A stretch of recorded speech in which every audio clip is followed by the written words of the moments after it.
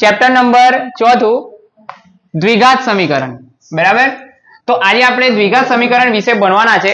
એવું સમીકરણ કે જેની ઘાત કેટલી હશે દ્વિ, દ્વિ એટલે કેટલી 2 ઘાત બરાબર ને।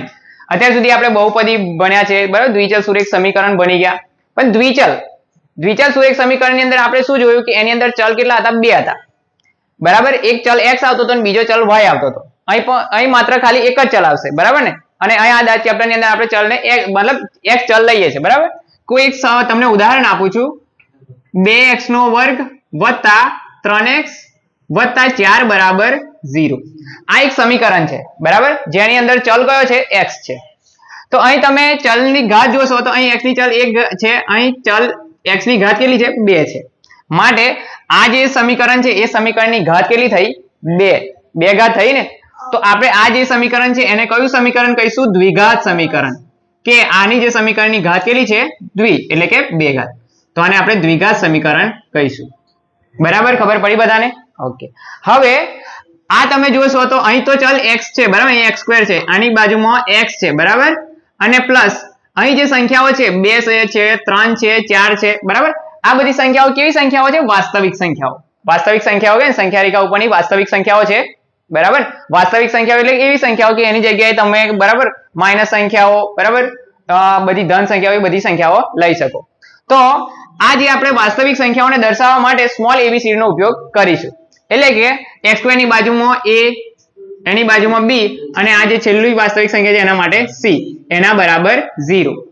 તો આ જે સમીકરણ બન્યું આ શું કહેવાય? દ્વિઘાત સમીકરણ જે છે એનું પ્રમાણિત સ્વરૂપ કહેવાય। કયું સ્વરૂપ કહેવાય? પ્રમાણિત સ્વરૂપ।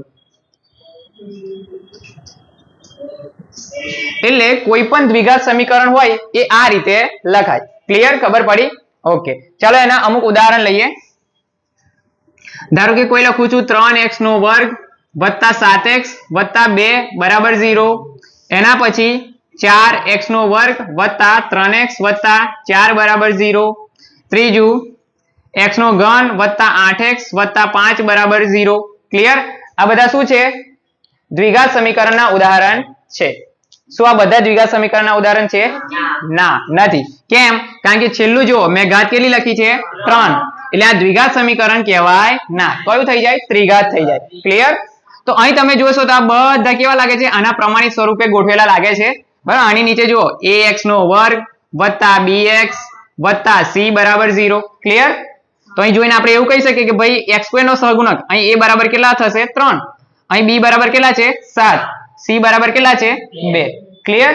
એ રીતે નીચે જોવા જઈએ તો આ સમીકરણ પણ એ સ્વરૂપે છે બરાબર ને। ax² plus bx plus c equals to 0। અહીં જોઈને કેવું હોય તો કહેવાય કે ભાઈ a બરાબર 4 છે, b બરાબર 3 છે અને c બરાબર કેટલા છે 4। ક્લિયર? એ રીતે આગળ જો અહીં ધ્યાન આપો, કોઈક ઉદાહરણ આપું છું, 3x વત્તા 2x² વત્તા 7 બરાબર 0 બરાબર। આ એક સમીકરણ લખ્યું છે। શું આ દ્વિઘાત સમીકરણ છે? છે, આ દ્વિઘાત સમીકરણ છે। પણ આનો જે બરાબર ને, આને જે રીતે ગોઠવવું જોઈએ ઘાતના ઉતરતા ક્રમમાં ગોઠવવું જોઈએ બરાબર ને। તો ચાલો સૌથી પહેલા સૌથી મોટી ઘાત આવે તો 2x² છે એ ક્યાં લખાય? આગળ લખાય। એના પછી ઓછી ઘાત અહીં એક ઘાત આવશે તો 3x વત્તા એના પછી છેલ્લું પદ આવશે અને આ રીતે લખાશે। ક્લિયર? તો આ એક દ્વિઘાત સમીકરણ છે। ક્લિયર? ઓકે, આની નીચે લખો તો લખાય ax² plus bx plus c equals to 0 બરાબર। પ્રમાણિત સ્વરૂપ જે હતું એ પ્રમાણે દેખાય છે બરાબર ને। તો આ એક દ્વિઘાત સમીકરણ છે। ક્લિયર? ઓકે। સ્વાધ્યાય 4.1 પ્રશ્ન નંબર પહેલો। પ્રશ્ન નંબર પહેલો શું કહે છે કે નીચે આપેલ જે સમીકરણ છે એ દ્વિઘાત સમીકરણ છે કે કેમ તે ચકાસો। એટલે કે આ જે સમીકરણ એનું આપણે સાદુરૂપ આપીશું અને એના પછી એ દ્વિઘાત સમીકરણ જેવું છે કે નહીં, દ્વિઘાત સમીકરણ છે કે નહીં તે આપણે ચકાસવાનું છે। તો સૌથી પહેલા જો અહીં x વત્તા 1 નો સ્ક્વેર બરાબર ને। તો અહીં આપણે કયું સૂત્ર વાપરવાનું છે? ધારો કે કોઈ બે સંખ્યા આ રીતે સંખ્યા આપેલી હોય a વત્તા b આખાનો સ્ક્વેર બરાબર, સૂત્ર શું છે આનું? a નો square plus 2ab plus b નો સ્ક્વેર। ક્લિયર? આ તમારે યાદ રાખવાનું છે। એટલે કે અહીં જો આને પહેલું પદ કહીએ અને બીજું પદ કહીએ તો પહેલા પદનો વર્ગ વત્તા 2 ગુણ્યા પહેલું પદ બીજું પદ વત્તા બીજા પદનો વર્ગ। હવે અહીં ધ્યાન આપો, અહીં શું છે x વત્તા 1 નો વર્ગ એટલે કે x પહેલા પદનો વર્ગ વત્તા 2 ગુણ્યા પહેલું પદ બીજું પદ વત્તા બીજા પદનો વર્ગ એટલે કે 1 નો વર્ગ એના બરાબર 2 અંદર ગુણાશે તો 2x જોડે ગુણાય તો શું લખાય 2x ઓછા 2 3 જોડે ગુણાય તો 3 દુ 6 ક્લિયર માટે x નો વર્ગ વત્તા 2 અને 1 નો ગુણાકાર થાય ને 2 એકા 2 થાય અને બાજુમાં x તો શું લખાશે 2x વત્તા 1 નો વર્ગ શું થાય 1 જ થાય પ્લસ 2x આ બાજુ આવે તો કેવા થાય -2x -6 આ બાજુ આવે તો કેવા થાય +6 એના બરાબર 0 ક્લિયર હવે +2x -2x કેન્સલ થઈ જાય તો અહીં શું વધ્યું x નો વર્ગ વત્તા 6 ને કેટલા થશે 7 થશે એટલે 7 એના બરાબર 0 અહીં તમે જોશો કે ચલ x છે એની મહત્તમ ઘાત કેટલી છે 2 અને આપણે આગળ જોયું કે જે ચલ બરાબર જે સમીકરણની ઘાત મહત્તમ ઘાત 2 હોય એ કેવું સમીકરણ કહેવાય દ્વિઘાત સમીકરણ કહેવાય તો અહીં આપણે લખી શકીએ કે અહીં ચલની મહત્તમ ઘાત કેટલી છે 2 છે માટે આપેલ સમીકરણ શું છે આપેલ સમીકરણ દ્વિઘાત સમીકરણ છે દ્વિઘાત સમીકરણ છે પ્રશ્ન નંબર બીજો શું છે x² - 2x બરાબર -2 કૌંસમાં 3 - x આપી આગળ સાદુરૂપ માટે શું લખાય x² - 2x બરાબર -2 નો કૌંસની અંદર ગુણાકાર થશે તો -2 3 જોડે ગુણાય તો શું થાય 3 દુ 6 અને માઇનસ પ્લસ માઇનસ હવે -2 નો -x સાથે ગુણાકાર તો પહેલા તો 2 અને x નો ગુણાકાર શું થાય 2x થાય અને માઇનસ માઇનસ શું થાય પ્લસ થાય ક્લિયર હવે શું લખાશે x નો વર્ગ -2x આ પદને આ બાજુ લઈ આવીશું તો +2x આ બાજુ આવે તો -2x -6 આ બાજુ આવે તો +6 બરાબરની આ બાજુ હવે શું વધ્યું 0 માટે x નો વર્ગ હવે જો અહીં -2x -2x એટલે કે બંને સરખી નિશાની હોય તો સરવાળો થાય ને એટલે અહીં લખાશે 2x એ 2x 4x વત્તા 6 બરાબર 0 હવે દ્વિઘાત સમીકરણ હોય તો એના માટે આપણે શું ચેક કરવું પડે x ની ઘાત જોવાની તો x ની મહત્તમ ઘાત કેટલી છે 2 છે તો માટે અહીં આપણે લખી શકીએ કે x ની મહત્તમ ઘાત 2 છે અને કોઈ પણ સમીકરણની ચલની ઘાત x ની ઘાત મહત્તમ 2 હોય તો આપણે એને કયું સમીકરણ કહીએ છીએ દ્વિઘાત સમીકરણ માટે આ સમીકરણ દ્વિઘાત સમીકરણ છે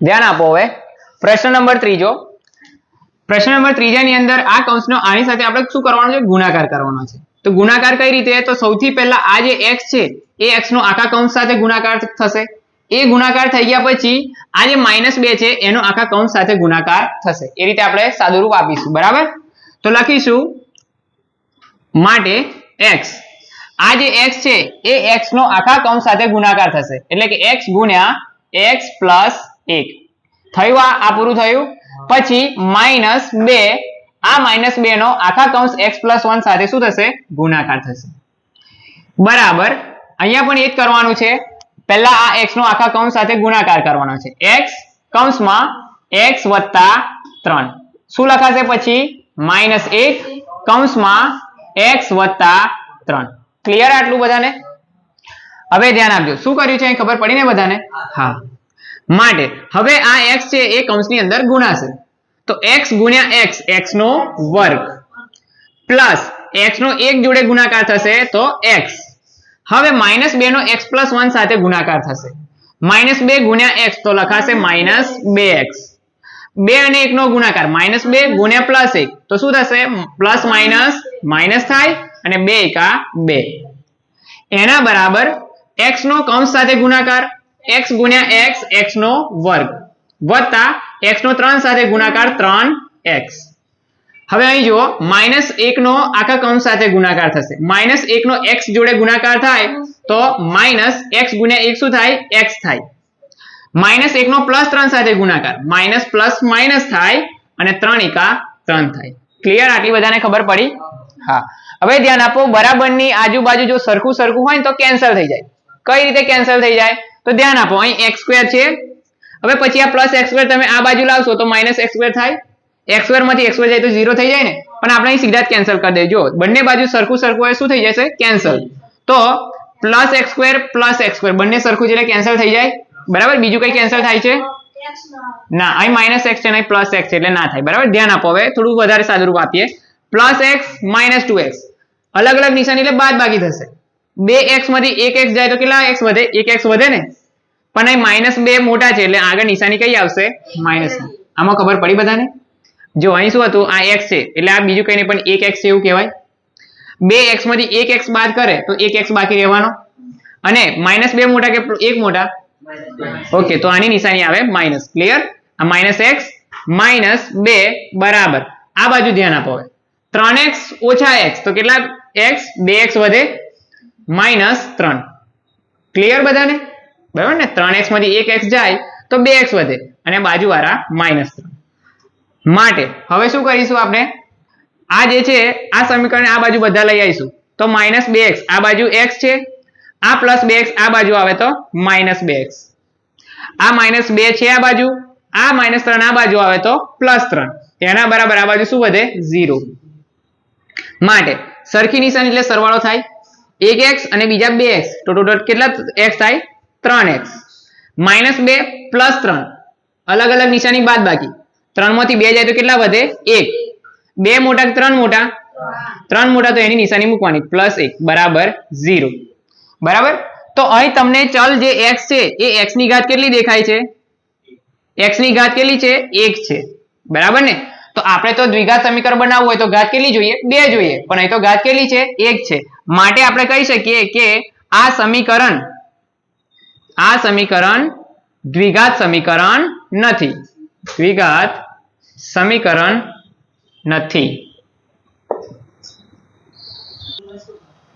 ચલો ધ્યાન આપો. હવે પ્રશ્ન નંબર ચોથો.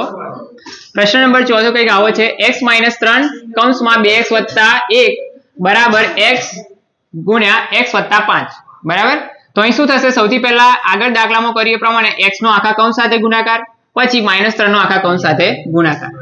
માટે લખીએ x, આ x નો આખો કૌંસ 2x વત્તા 3 સાથે, સોરી 2x વત્તા 1 સાથે ગુણાકાર, 2x વત્તા 1.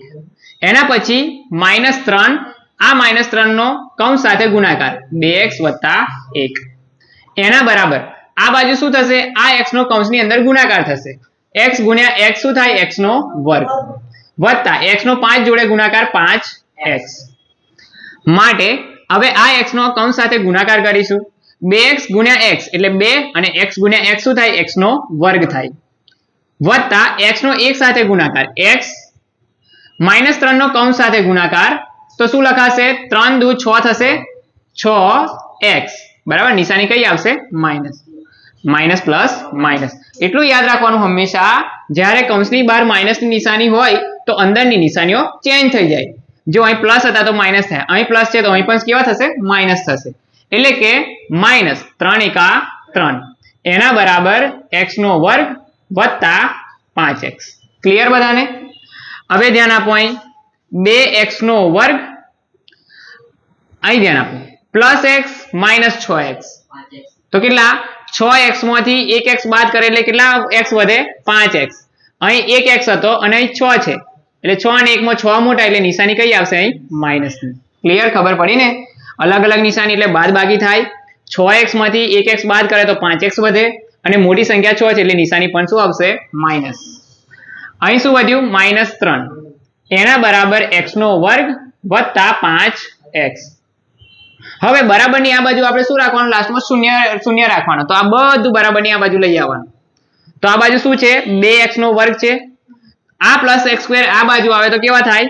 માઇનસ x સ્ક્વેર થાય. આ બાજુ માઇનસ 5x છે ને, પ્લસ 5x આ બાજુ આવે તો કેવા થાય? માઇનસ 5x થાય. આ બાજુ માઇનસ 3 છે. હવે બરાબરની આ બાજુ કોઈ છે ને એટલે શું થાય? 0. માટે 2x નો વર્ગ ઓછા x નો વર્ગ, 2x સ્ક્વેર માંથી 1x સ્ક્વેર બાદ કરે તો કેટલા x સ્ક્વેર વધે? 1x સ્ક્વેર વધે ને. માઇનસ 5x સરખી નિશાની એટલે સરવાળો થાય.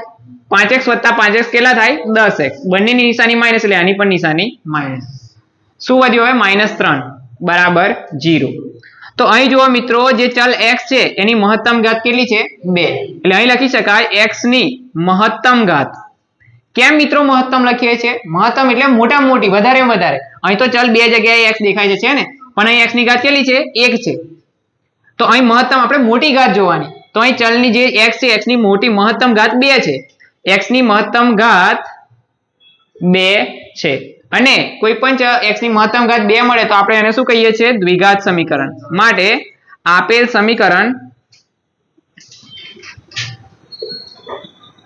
દ્વિઘાત સમીકરણ છે લખો